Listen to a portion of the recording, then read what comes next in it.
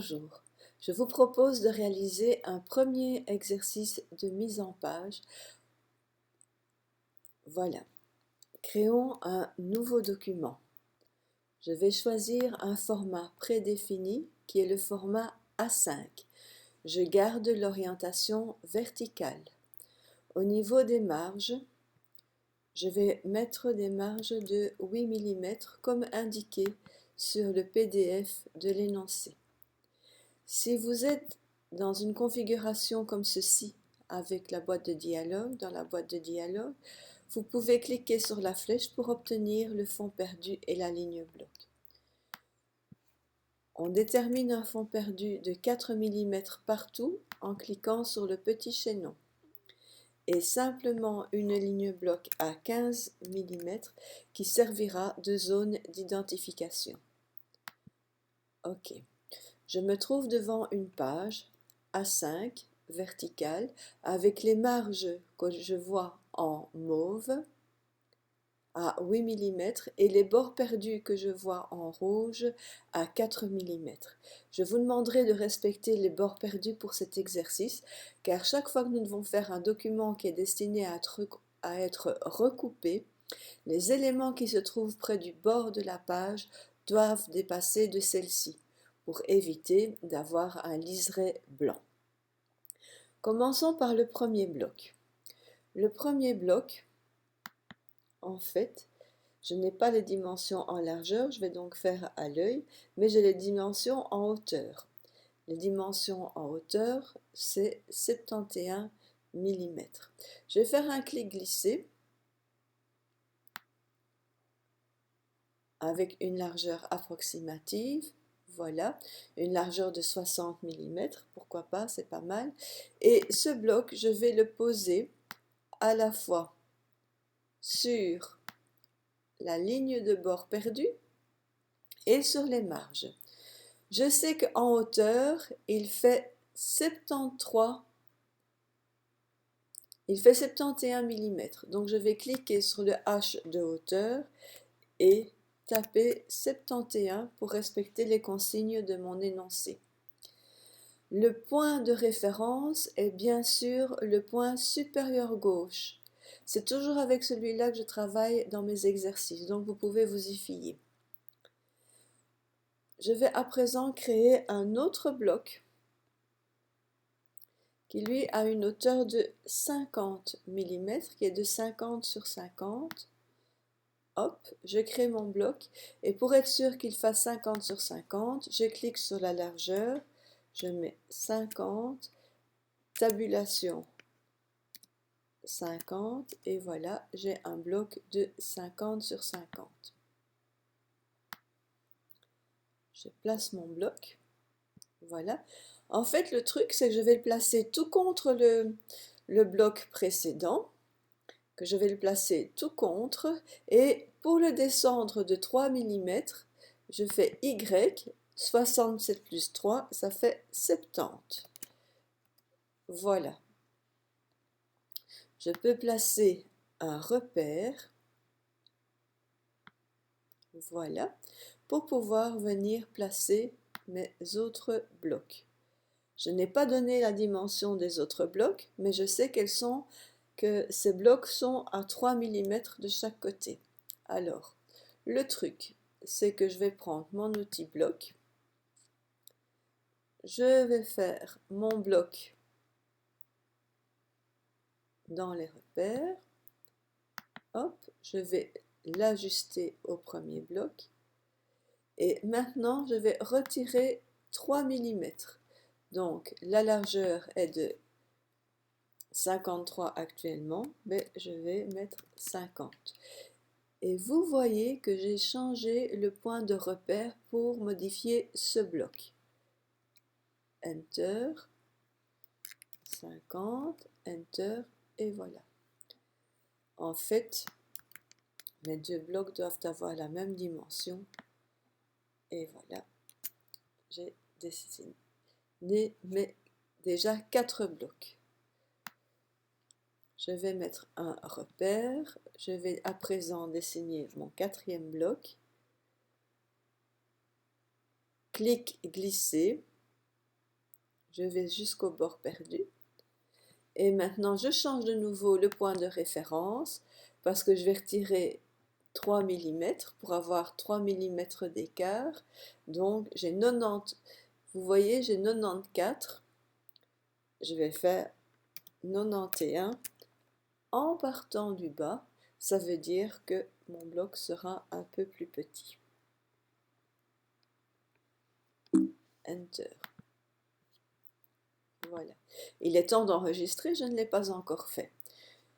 Commande S ou commande Option, commande Shift S, et je vais venir trouver le dossier que j'ai préparé pour accueillir mes démos de vidéo. Alors, je le nomme 1CX, mon nom, Echo, puisque c'est comme ça que vous allez le nommer également. J'enregistre. Maintenant, je vais importer ma première image dans ce bloc-ci. Pour importer, le raccourci c'est commande D. Les images sont préparées, vous les aurez à disposition. Et la première image est mon image de la Scandinavie. Je l'ouvre, elle vient se mettre dans mon bloc. Je vais maintenant utiliser le raccourci commande option Shift C pour remplir mon bloc avec mon image. Vous voyez que quand je maintiens mon doigt sur l'image, je vois l'image en entier, qu'elle déborde de mon bloc, mais que mon bloc est bien occupé par mon image. Je vais maintenant importer, comme D, l'autre image, qui est mon monsieur qui se repose. OK, le même raccourci. Commande, option, Shift, E. Ce n'est pas difficile. Hop, les pieds. J'ouvre. Commande, option, Shift, E. C, pardon. Voilà. Sauf que pour correspondre à mon modèle, là, je dois agrandir mon image. Alors, je vous rappelle que soit je sélectionne le bloc avec les contours bleus actifs, soit je sélectionne l'image avec les contours ocre. Pour agrandir l'image en maintenant ses proportions, je tire sur une poignée et j'enfonce la touche Shift. En fait, le bloc me permet de recadrer mon image comme je le désire.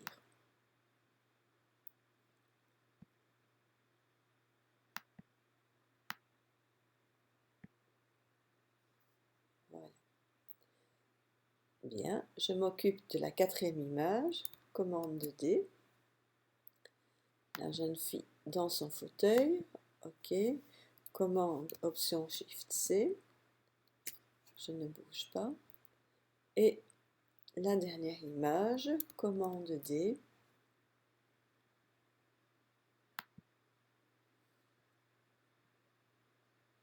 Voilà.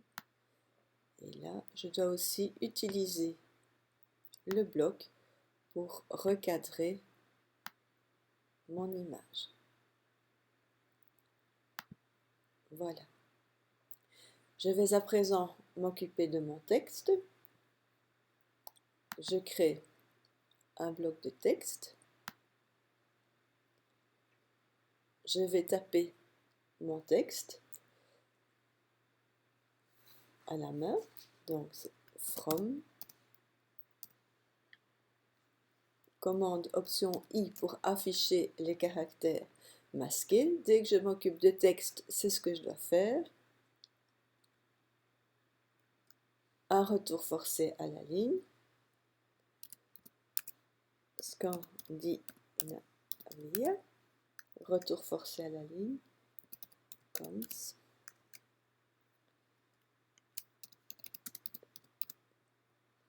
vous épargne mon accent anglais.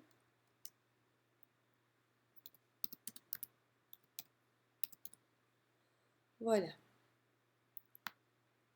Alors, tout ce texte est mis en fer à droite, centré. Et maintenant, je vais changer la font. En fait,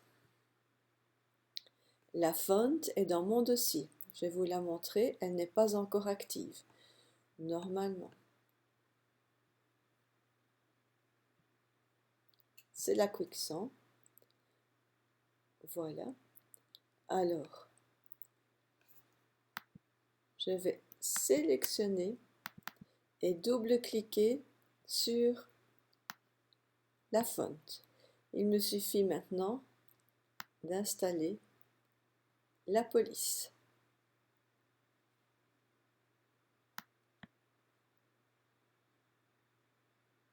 Voilà.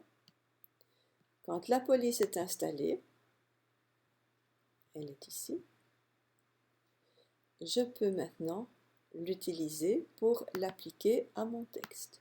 Je sélectionne mon texte, je clique dans la barre, dans la zone police et je tape le nom de ma font. Tout mon texte est en capital. Je vais donc prendre le style capital et un peu plus grand. Voilà. Alors, je vais prendre le light pour tout le texte, sauf pour les deux dernières lignes où je prends le bold. Je vais laisser comme ceci. Il me reste le logo à placer dans ma petite mise en page. Là, je vais faire un bloc.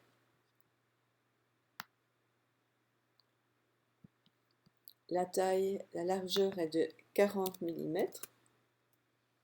Voilà. Je vais importer mon logo dedans. Ouvrir. Je ne vois rien, c'est normal. Commande option Shift E et commande option C. J'ai maintenant mon bloc ajusté à son contenu et je place mon logo dans le coin inférieur droit de ma page. Je fais un petit pommes.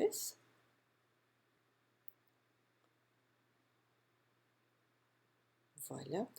Je vois que je n'ai pas encore fait mon identification. Je le fais maintenant. C'est un bloc de texte que je mets dans la zone ligne bloc. L'identification commence par le nom, le type de travail. Donc ici, je vais mettre exercice, éco, la date, pardon, éco-mars 2015 et clip.